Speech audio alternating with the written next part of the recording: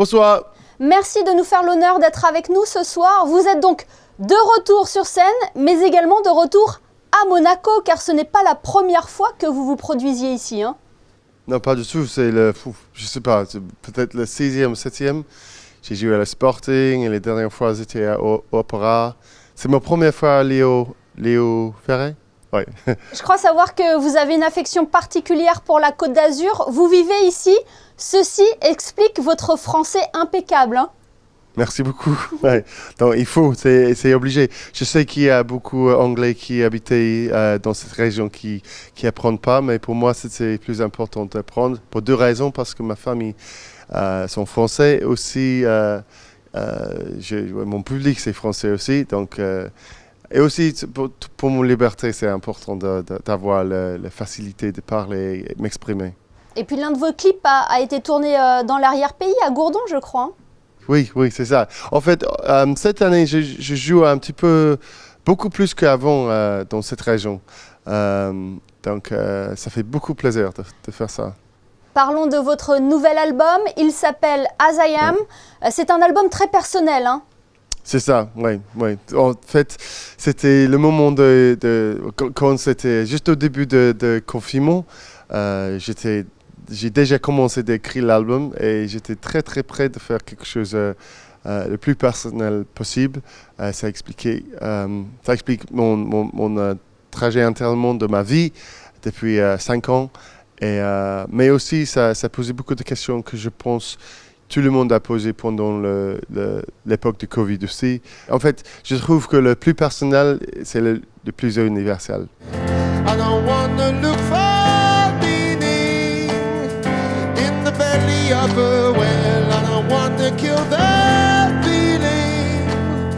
We only keep the limitations that we fight for. All that we are is a wish upon a star. We go wayward. C'est un album réalisé avec Vianney, c'est ça? Avec Vianney, oui. C'était une très bonne expérience de travailler avec lui. Il me donnait beaucoup d'énergie dans ma musique, bonne énergie. Et il était très enthousiaste de faire le plus beau album possible. Donc, on a passé presque un an ensemble. Et finalement, je suis très fier de travailler avec lui pour ça. Comment s'est fait la connexion justement avec Vianney? C'était par rapport que j'ai signé avec la même maison de disques que lui. Et j'ai passé 2020 à écrire toutes les chansons pour l'album. Mais j'ai pas réalisé, mais le directeur de la maison de disques il a envoyé toutes mes chansons secrètement à Vianney. J'ai dit désolé, je sais que tu connais pas les autres chansons. Il m'a dit mais oui, je connais tout l'album, je suis prêt de faire ça tout avec toi. Là, de retrouver le public, Charlie, j'imagine que c'est un bien fou après les années qu'on a passées. Oui. Non, mais ça fait beaucoup plaisir pour moi de retourner sur scène.